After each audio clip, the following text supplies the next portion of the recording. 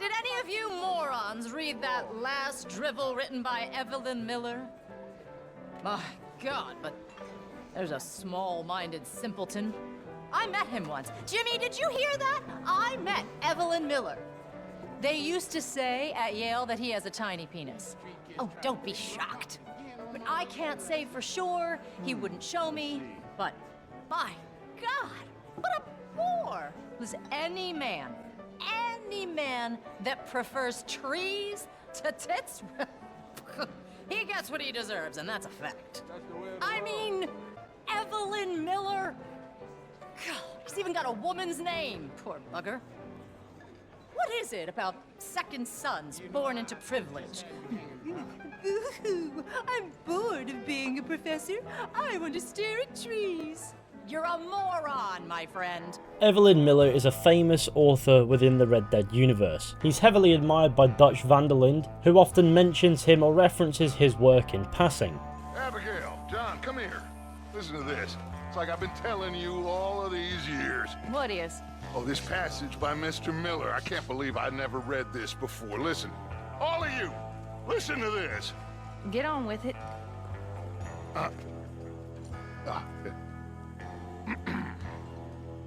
The whole point of America is freedom. Freedom of thought, freedom of deed, freedom of action. Yet how have most of our brethren responded to having their yokes cast off by getting on that boat from Europe? By enslaving themselves. They may no longer be serfs tending some master's field and giving them rights of refusal on their wives, but they have found themselves new masters in the relentlessness of ownership. The attempts at dominion over the land have enslaved them, not the land. In owning things, people, businesses, the former serfs of Europe have become not masters, not stewards, but intellectual dwarves managed by the world quite as much as Europe's enduring peasantry.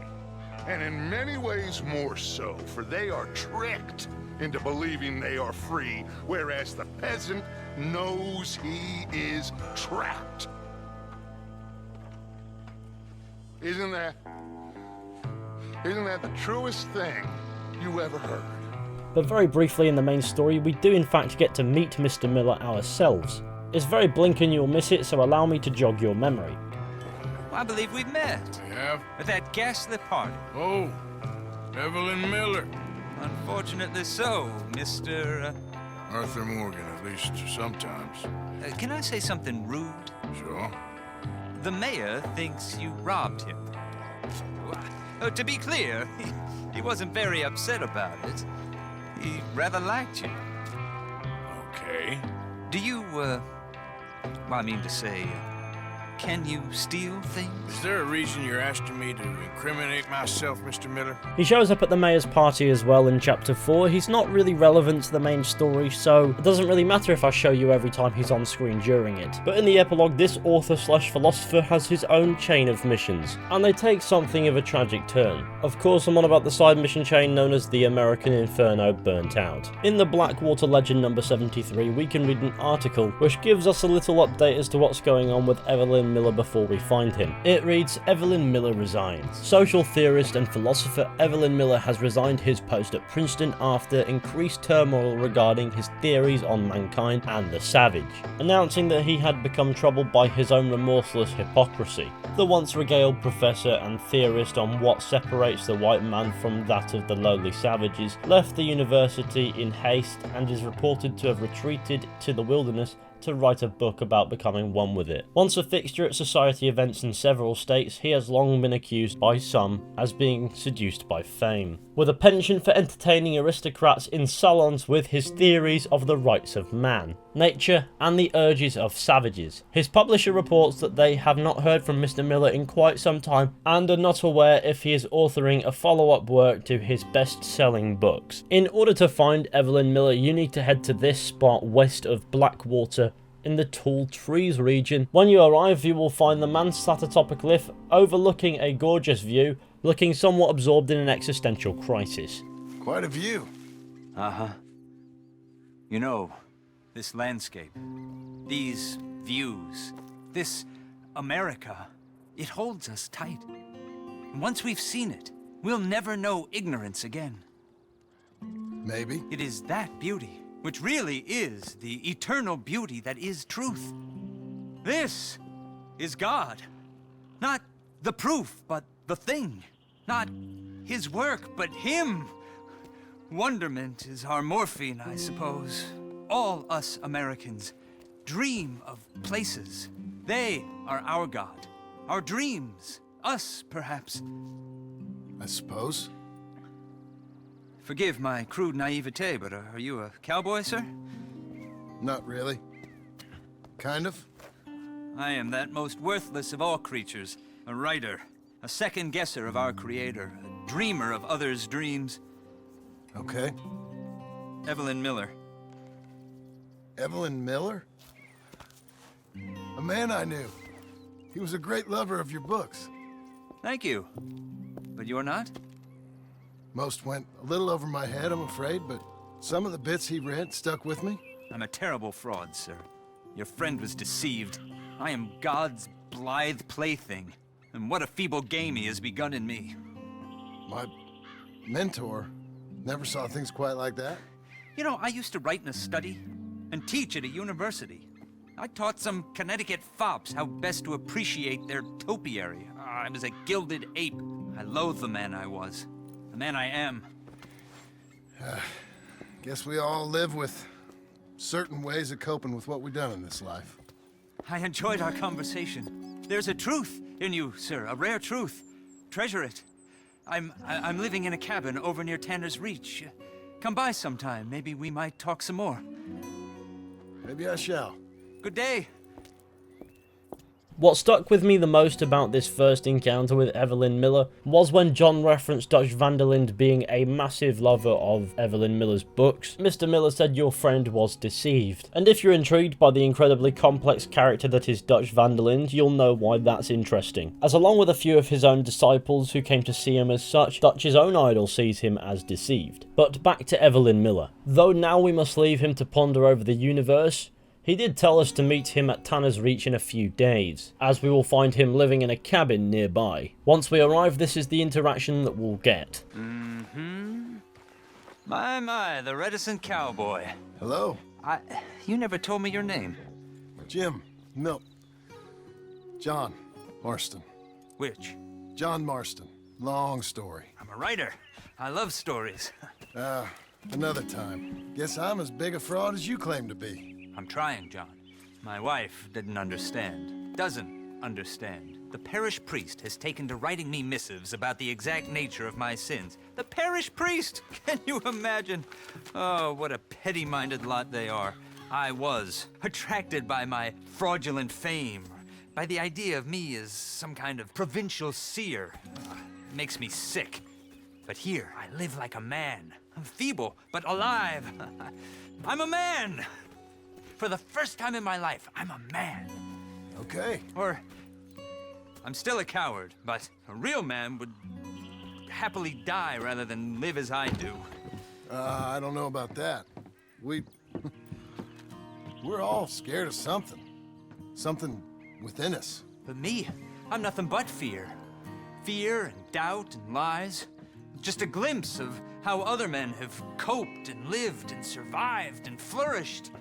There are days when I sit here and weep about all the things that I've lost. We've lost. We true Americans, we peasants. We are killing this place, John Marston. Killing what? This great beauty, this truth. What are you talking about? Come. Let me show you. Where are we headed? Prepare to be shocked. Come along. Follow me. Unless you're showing me Bigfoot, you should know. I'm not so easily shocked, Mr. Miller. But you will be. Wait until you see the waste, the boundless appetites of these men. I know you will be horribly shocked because I see that frontier spirit in you. The self-reliance, the harmony with nature that us modern men have so lamentably lost. I hate to spoil your impression of me, but I've been known to eat from a can just as often as from my gut. Oh no! Up there! The poor creature is caught in a bear trap. John, can you do something? Let me see.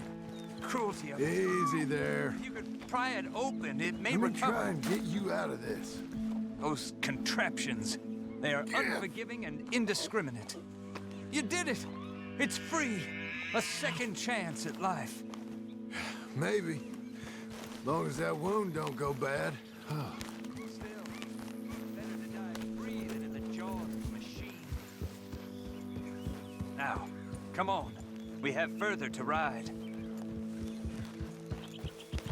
The men I'd like to show you, they could have set that trap. Hunters? I've seen hunters, sir, and like I said, I've been one myself. Hunting for food or skins is one thing, but dredging rivers, burning out forests, killing everything you find and leaving all but the most valuable parts to rot, that is who these men are. They are the rapaciousness of our financial markets let loose in the wilderness, and a sign that our way of life has come to an end.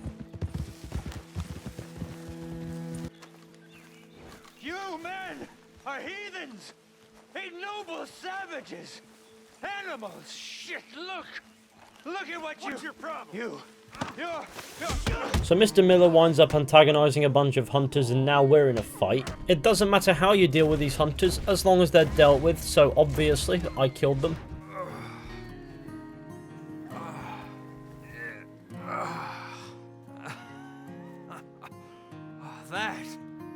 That was clarity, John. This place, this is heaven and hell. The duality. I think you got hit on the head. Come on, let's get you out of here before more of them show up. But I think we've made our point. Now, come on, let's go. So after this we have to wait a few more days in game and then we can head back to Tanner's Reach to find Evelyn Miller once more. Mr. Miller. Mr. Miller, you about? Hello, sir. I'm working, I'm afraid. Okay. I'm desperately trying to finish my book. It's absolute tripe, you know, but it's all I've got left. Well, I'm not eating, drinking liquor, or leaving this cabin until this draft is complete. Okay. I feel amazing! Aside from the doubt and self-loathing, but I've seen a great beauty, John. Okay. You take care of yourself. Get yourself something to eat. I can't fight my own nature. None of us can. I think if anything this line here sums up just how inspired by Evelyn Miller's work Dutch van der Linde is. We can't always fight nature, John. We can't fight change. Can't fight gravity. We can't fight nothing. My whole life, all I ever did was fight. Then give up, Dutch. But I can't give up, neither. I can't fight my own nature. That's a paradox, John. Anyway, Evelyn Miller has locked himself in his own shack and is refusing to come out or even eat until he's at least finished a draft for his book. So of course we can come here and leave him food a few times. I brought you some food, Mr. Miller. Just let me complete this thought, eh? There's a good man. If you don't bring him food, he will surely starve to death. In between deliveries, you need to wait a couple of in-game days, but they go as follows. Hey, how are you, sir? Never better, never worse. But I'm really in the middle of something. Sure.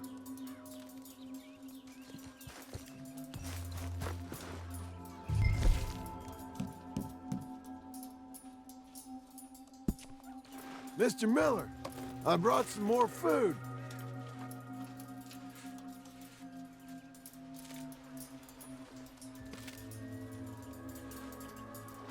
I should like to see you, sir. Just as soon as I finish this. It really requires the entirety of my concentration, you see. So, if you please. sometime soon, then.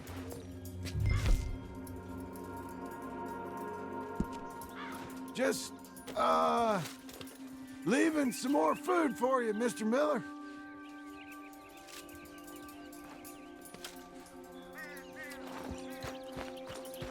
The third time you return to this place, you will notice that the curtains are closed and you cannot see in. Approaching the door will trigger a cutscene. What's that smell? Mr. Miller! Oh, shit. Crazy bastard.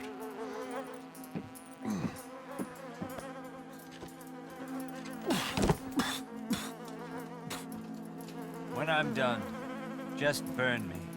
I want to soar in the air with the eagles, not rot in the ground with the worms. Evelyn Miller.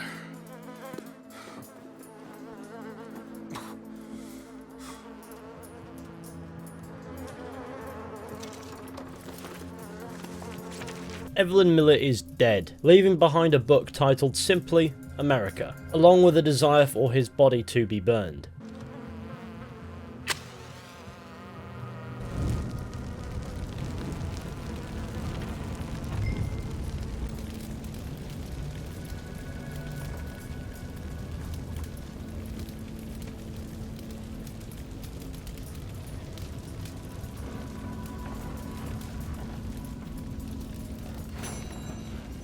Suddenly the mission title American Inferno Burnt Out makes more sense. Forget about the title of the mission. While we sit here watching Evelyn Miller's shack crumble to the fire we started, we can take solace in the fact that we have fulfilled his last wish of being burnt. It would appear as if he shut himself in here to die, as he'd made no attempt to save his own life and wouldn't have starved to death because we kept giving him food. It would appear as if Evelyn Miller's death was self-inflicted, with Mr. Miller dying at the desk where he worked. Strange as his death may be, in his wake he has left behind the book, simply titled America, of which the game allows us to read chapter 13. To even consider America as an ideal, a place, an integer, is to constrain it with the ideas of the European. I am a European, or at least of European descent. I am a writer. People used to pay me to think, or perhaps not to think, but to pretend to think in the correct manner. I worked at a university, those god-awful places where we send our best and brightest to boil themselves and prevent too many original thoughts emerging. I ran away. I ran mostly because I am a terrible coward,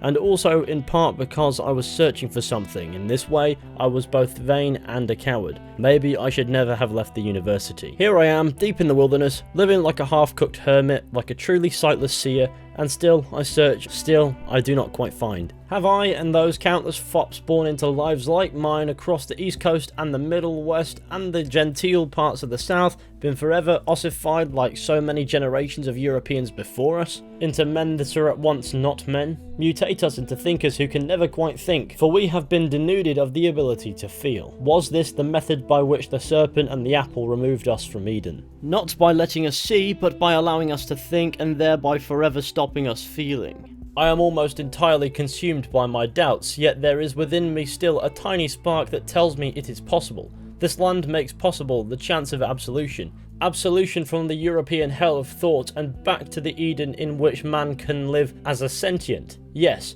but above all, as sensate. As a creature of God, alive in his world. This world, pure, not clouded by idiocy, not imagining himself as God, as so many of us are forced to do, but happy as a child of God. But still my thoughts come upon me like wolves, my needs swamp me, my desires overwhelm me. It is not mortality I now fear, but its opposite, that idiot's part of me that attempts to convince me I am above mortal concerns. The foolish part of man that tells him he is immortal, that tells him that whispers like the serpent, that seduces like the apple, that charms like Eve, that tells him he is God. I am not God. In this truth I will find my absolution. I shall be set free. The trees and the wolf's howl and the dance of the raindrops shall set me free. My lord, but this is utter tripe, yet there is something there. I know there is. I pray now only for the talent to make this make some kind of sense. "Oh, the lot of the fool who aspires to more. Ours is the most humiliating of burdens." And that is the chapter of absolute whatever that means that we can read from Evelyn Miller's book. And yes, his house is still on fire. And that is the fate of Evelyn Miller, Dutch van der Linde's idol. On the whole, I don't know what to make of it, but it would appear as if Mr. Miller became somewhat dissatisfied with his lot in life. The fame which once intoxicated him now repulsed him. He removed himself from the public eye and went to live in the wilderness, to become more at peace with the world, which he believed was God, and to escape from his own previous work, having become unable to tell the difference between what he actually believed and what was just a product of his ego. But what's most fascinating about Evelyn Miller is the influence his writings had over Dutch van der Linde, and how Mr. Miller's story ended is a fascinating point to bring up when talking about Dutch himself. Were his beliefs founded on disingenuous concepts to begin with? Being a big question that needs asking there. Another good question would be, was Dutch attracted to the actual ideas of Evelyn Miller, or the sophistication that came along with the big words and the nonsense, which he could manipulate to mean anything that he wanted in order to further manipulate the gang? As Lenny puts it, he says a lot of pretty things, but he doesn't actually say anything new. He doesn't say much to me. Doesn't say much, but he says all there is that needs to be said. No. He speaks very prettily, but he doesn't say anything new. My pa used to speak about intellectuals like him as the scourge of the American mind. Thinkers who think and spout pretty sayings and say nothing of any great interest. You're breaking my poor, stupid heart. Well, I'm sorry. Well, I'm keeping the faith. You're gonna have to let me know what you think about that one. But I think that concludes today's video. So thank you all for watching, I hope you enjoyed. Be sure to go ahead and leave a like, subscribe, share the channel with your friends and all that wonderful stuff, that'll be super appreciated. And I will see you all very soon with another video at some point.